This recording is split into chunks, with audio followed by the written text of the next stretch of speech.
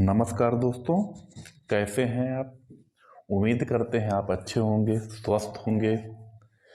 तो इस वीडियो के माध्यम से हम एक नए श्रृंखला की शुरुआत करने जा रहे हैं, जिसमें से हम इतिहास विषय के जो 3 पार्ट होंगे, प्राचीन भारत, मध्यकालीन भारत और आधुनिक भारत, इन तीनों में से श्रृंखला स्टार्ट करेंगे। और इस वीडियो से हम आधुनिक भारत के इतिहास की चर्चाएं करेंगे। तो स्टार्ट करते हैं हम। पहले तो वीडियो स्टार्ट करने से पहले आप एक रफ पेन लेकर बगल में बैठिएगा, जो पॉइंट इंपॉर्टेंट लगे उन्हें लिखते जाइएगा। बस इसे ध्यान से देखते जाइएगा, आपको सारी कहानी दिमाग में बैठ जाएगी। और आपका इसके बाद हम प्रश्नों की चर्चाएं करेंगे, जो आपके महत्वपूर्ण एग्जाम में पूछे गए हैं, उन प्रश्नों को हल करेंगे इस टॉपिक को खत्म होने के बाद। तो स्टार्ट करते हैं। पहला है टॉपिक होगा मुगल साम्राज्य का पतन तथा विघटन। जैसे ही मुगल साम्राज्य का पतन व विघटन होता है तो उसके वहीं से आपके आधुनिक भारत के इतिहास की चर्चा होती है। तो देखते हैं, देखते जाइएगा ध्यान से। देखिए, औरंगजेब की मृत्यु 3 मार्च 1707 को अहमदनगर में हुई। उस समय 3 जीवित पुत्र थे, मुअज्जम, आजम तथा कामबख्श। औरंगजेब राज्य के बंटवारे के लिए वसीयत लिख गया था, जिससे कि उत्तराधिकार का युद्ध न हो, क्योंकि मुगल काल में उसके जो पूर्वज थे, आपका युद्ध होता गया था उत्तराधिकार को लेकर। तो उसकी इच्छा थी कि मेरे जीवित पुत्रों में आपस में भाइयों में कोई युद्ध न हो, तो उसने वसीयत लिख के गया था। उसकी इच्छा थी कि उसके बड़े बेटे मुअज्जम, जो उसका बड़ा बेटा था मुअज्जम, उसको 12 सूबे मिले और उसकी राजधानी क्या हो, दिल्ली हो। आजम को आगरा, दक्कन और मालवा तथा गुजरात के सूबे मिले। कामबख्श जो था उसको बीजापुर और हैदराबाद के सूबे मिले। तो यहाँ पर ध्यान से देखिएगा, जो उसका बड़ा बेटा था, बड़ा बेटा का नाम था मुअज्जम, यही आपका आगे चलकर मेन उत्तराधिकार होता है। ये मुअज्जम अपने दोनों भाइयों को पराजित करके औरंगजेब का मेन उत्तराधिकार बनता है। तो औरंगजेब क्या रहा था कि चाहता था कि मेरा जो उत्तराधिकार हो, तो उसमें आपस में भाइयों में लड़ाई न हो। तो पहले ही वसीयत लिख गया था, जिसमें से कहा था कि मुअज्जम को 12 सूबे मिले और वो दिल्ली का क्षेत्र देखेगा। जो आजम था वो दक्कन का क्षेत्र देखेगा, गुजरात के साइड का। और जो कामबख्श था वो दक्षिण भारत का देखे, यानी बीजापुर तथा हैदराबाद के सूबे देखेगा।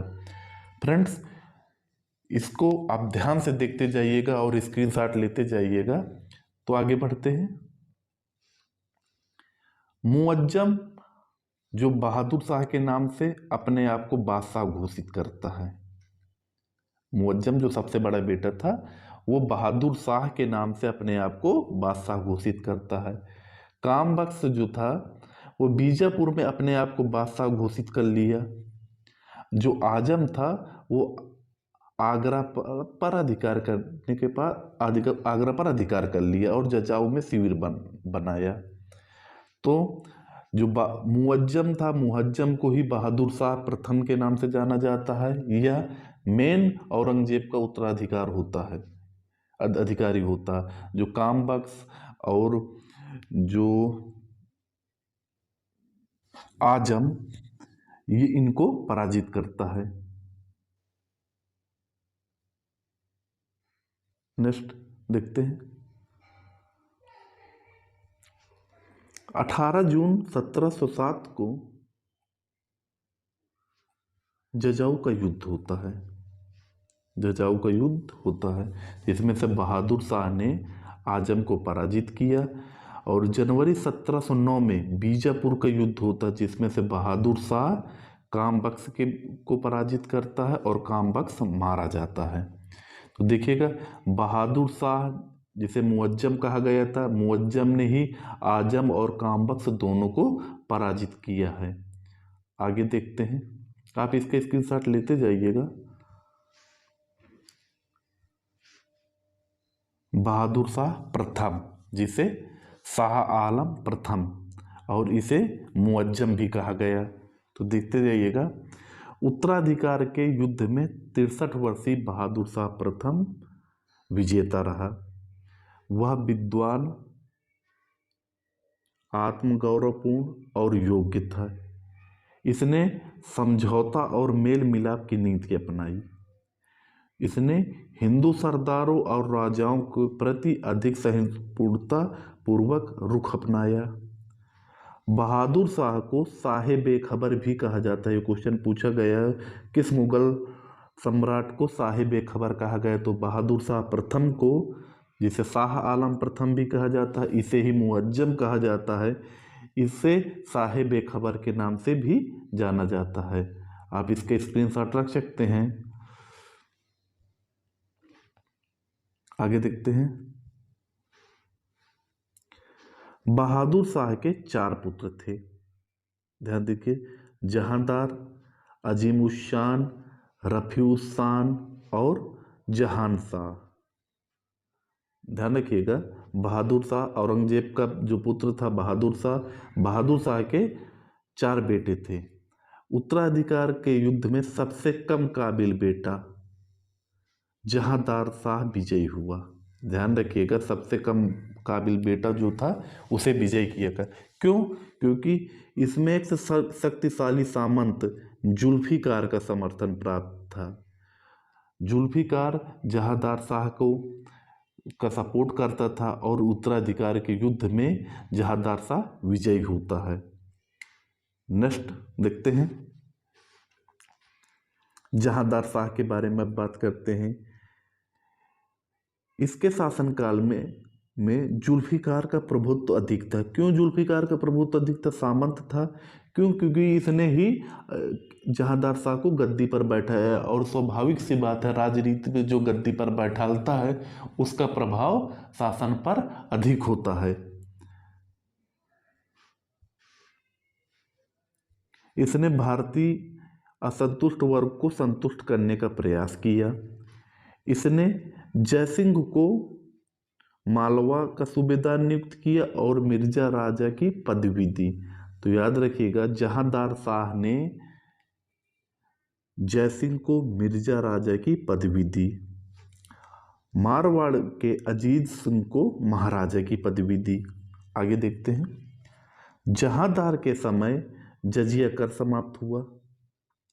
जहांदार लाल कुमारी नामक एक वेश्या थी, उस पर आसक्त था और उसने उसके रिश्तेदारों को उच्च पद पर नियुक्त किया। एक जिससे प्रेम संबंध चल रहा था, उसका नाम था लाल कुमारी नामक एक वेश्या थी और जाहिर सी बात है कि उसके जो रिश्तेदार थे उनको उच्च पद पर नियुक्त किया। आगे देखते हैं, जहांदार शाह के भतीजे फर्रुखसियर ने सम्राट के पद का दावा किया और उसकी सहायता शायद बंधुओं ने की। आगे देखते हैं, आगरा में जहांदार के साथ 1713 ईस्वी में युद्ध होता है और जहांदार क्या हो जाता है? पराजित हो जाता है और उसकी वहीं पर हत्या हो जाती है। अब कौन बनते हैं? उसका भतीजा फर्रुखसियर बैठता है गद्दी पर। तो ये इसकी नीति क्या होती है? फर्रुखसियर ने अपनी जीत सैयद बंधुओं, जिनका नाम था अब्दुल्ला खान और हुसैन अली खान, के कारण मिली। आगे देखते हैं, फर्रुखसियर के आदेश द्वारा जुल्फिकार खां को धोखा देकर मार डाला गया। फर्रुखसियर ने ही जयसिंह को सवाई की उपाधि दी। आगे देखते, फर्रुखसियर के ही समय 1716 ईस्वी में बंदा बहादुर को दिल्ली में फांसी दी गई। 1717 ईस्वी में अंग्रेजों को व्यापारिक लाभ का एक शाही फरमान फर्रुखसियर ने जारी किया था, जिसे मैग्ना कार्टा कहा गया था। तो 1717 ईस्वी में फर्रुखसियर ने अंग्रेजों को एक व्यापारिक लाभ के लिए एक शाही फरमान जारी किया था, जिसे मैग्ना कार्टा कहा गया था। आगे देखते हैं। हुसैन अली ने 19वीं सदी में पेशवा बालाजी विश्वनाथ से दिल्ली पर संधि कर ली। आगे मराठाओं की सैन्य सहायता लेकर फर्रुखसियर को अबदस्त कर अंधा कर दिया। अब फर्रुखसियर भी मारे गए। मुगल साम्राज्य के इतिहास में किसी अमीर द्वारा किसी मुगल बादशाह की हत्या का यह पहला उदाहरण था। यानी देखिएगा, हुसैन अली अमीर था, ठीक है, और इसने फर्रुखसियर को अबदस्त कर हत्या कर दी गई थी, और यह मुगल साम्राज्य के इतिहास का पहला उदाहरण था। अब इसके बाद फर्रुखसियर के बाद रफी-उद-दरजात बनता है साम्राज्य। तो यह सबसे कम समय तक शासन करने वाला मुगल शासक था। याद रखिएगा, क्वेश्चन में मुगल साम्राज्य के इतिहास में सबसे कम शासन किसने किया था? रफी-उद-दरजात ने किया था। यह क्वेश्चन पूछा हुआ है। फ्रेंड्स, इसको ध्यान से सुनते जाइएगा और स्क्रीनशॉट करते जाइएगा। नेक्स्ट, इसे भी शायद बंधुओं ने गद्दी पर बैठाया। इसकी मृत्यु क्षय रोग से हुई। ये भी क्वेश्चन, किस मुगल साम्राज्य की मृत्यु क्षय रोग से हुई थी? तो आपका रफी-उद-दरजात का। फिर इसके बाद रफी-उद-दरजात के बाद आते हैं रफी-उद-दौला आते हैं। इसने शाहजहां द्वितीय की उपाधि धारण की थी। मिसप्रिंट है। इसने शाहजहां द्वितीय की उपाधि धारण की थी। यह दूसरा सबसे कम शासनकाल करने वाला मुगल बना। सबसे कम रफी-उद-दरजात, फिर इसके बाद रफी-उद-दौला। रफी-उद-दौला अफीम का नशा लेता था, जिसके कारण इसे पेचिश हुई और इसकी मृत्यु हो गई। आगे देखते हैं। इसका शासनकाल इंपॉर्टेंट है, इसको ध्यान से देखिएगा। मोहम्मद शाह, इसे रोशन अख्तर भी कहा जाता है, ठीक है। देखिए, यह अत्यधिक विलासतापूर्ण जीवन व्यतीत करने के कारण इसे रंगीला बादशाह भी कहा जाता था। इसके बारे में कहा जाता है कि दरबार में नग्न होकर भी आता था। तो यह अत्यधिक विलासतापूर्ण जीवन जीने के कारण इसे रंगीला बादशाह कहा गया है। इसी के काल में सैयद बंधुओं का अंत हुआ था। सैयद बंधु वही थे जो इन्हें किंग मेकर की उपाधि दी गई थी। ये राजा को बनाते थे, राजा को गिराते थे जब चाहते थे, तो इन्हें किंग मेकर की भूमिका की गई। तो इसी के कारण इसी के शासनकाल में रोशन अख्तर और रंगीला मोहम्मद शाह के शासनकाल में ही सैयद बंधुओं का अंत हुआ। तो ये क्वेश्चन पूछा हुआ है कि सैयद बंधुओं की मृत्यु कब हुई है, किसके शासनकाल में हुई है? तो मोहम्मद शाह के शासनकाल में हुई है। आगे देखते हैं। मोहम्मद शाह के काल में निजाम उल मुल्क ने हैदराबाद की नींव रखी। निजाम उल मुल्क ने हैदराबाद की नींव रखी। सादत खान ने अवध में अपना राज्य स्वतंत्र कर लिया, और इसी के शासनकाल में बंगाल, बिहार, उड़ीसा स्वतंत्र हो गए।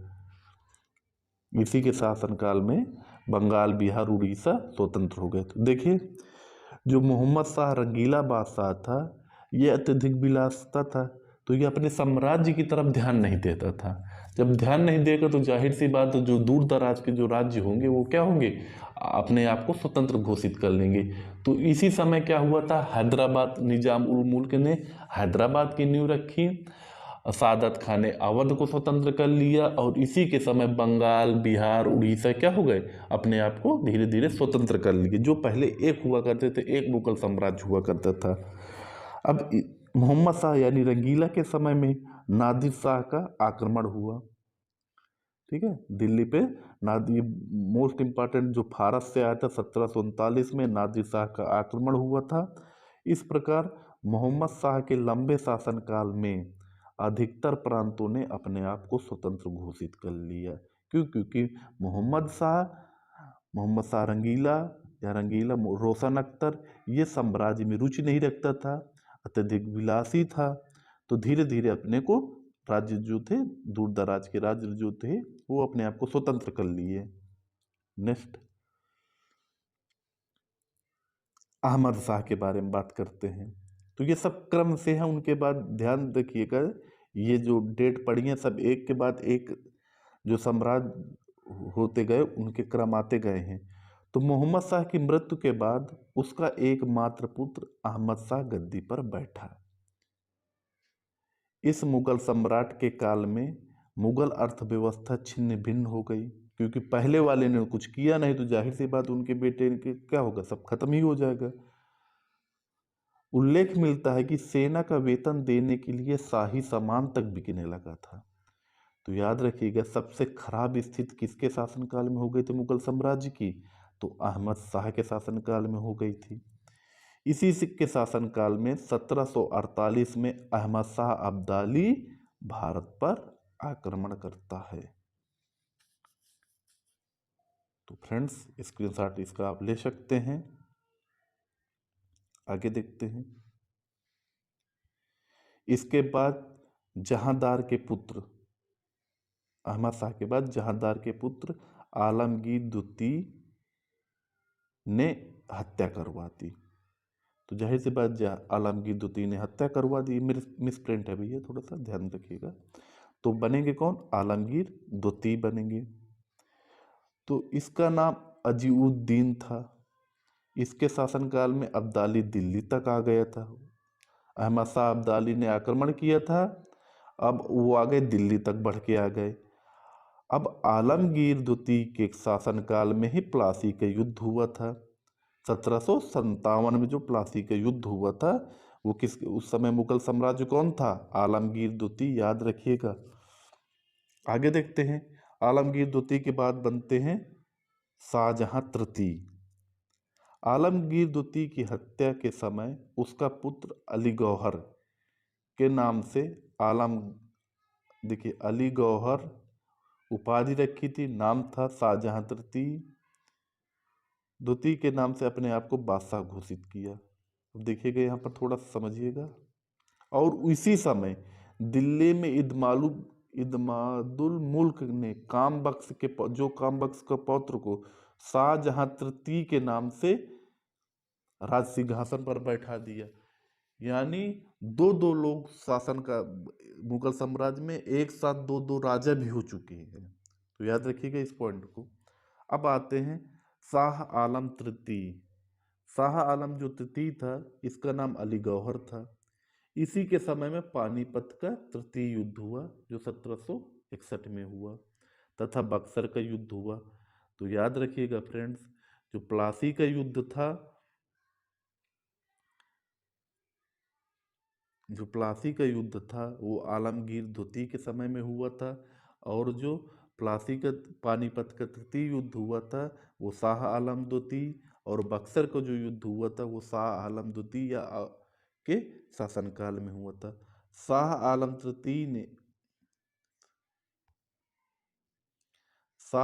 तृतीय ने क्लाइव को बंगाल, बिहार और उड़ीसा की दीवानी प्रदान की। नेक्स्ट, 1756 से 1772 तक अंग्रेजों का और 1772 से 1803 तक मराठों का संरक्षण प्राप्त किया। इसकी मृत्यु के बाद अकबर द्वितीय गद्दी पर बैठा। अकबर द्वितीय कौन थे? अकबर द्वितीय ने ही राजा राम मोहन राय को राजा की उपाधि दी। इसी के समय 1835 में मुगलों के सिक्के बंद हो गए थे। तो मोस्ट इम्पॉर्टेंट है यहाँ पर किसके शासनकाल में मुगल के सिक्के तक बंद हो गए थे, तो वो अकबर द्वितीय के समय में बंद हो गए थे। एक दूसरा क्वेश्चन पूछा जाता, राजा राम मोहन राय को राजा की उपाधि किसने दी?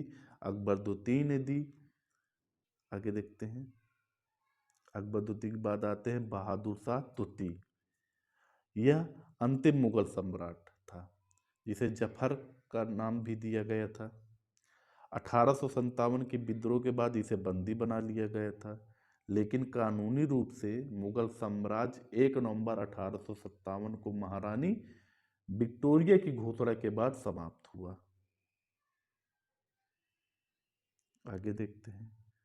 बहादुर शाह जफर को निर्वासित कर रंगून भेज दिया गया, निर्वासित है यहाँ पर, जहाँ 1862 में उसकी मृत्यु हो गई। फ्रेंड्स, यदि आप इसको एक बार और ध्यान से देखेंगे तो कहानी और अच्छे से समझ में आएगी। आप इसको रफ पेन लेकर एक जो साम्राज्य होते गए हैं उनको सीक्वेंस से बैठाते जाइएगा, तो आपको एक दूसरे से रिलेशन समझ में आएगा कि किसके बाद कौन आया, किसके शासनकाल में कौन सा युद्ध हुआ था, जो पूछे जाते हैं। अभी इस वीडियो के जो अगला जो वीडियो होगा उसमें आपके क्वेश्चन होंगे, जो अभी इस पढ़े हैं इससे संबंधित उसी में क्वेश्चन होंगे। तो फ्रेंड्स, एक बार इस वीडियो को और देखिएगा, इसके बाद जो क्वेश्चन देखेंगे तो आपके 90% क्वेश्चन आप हल कर लेंगे। मिलते हैं अगले वीडियो में।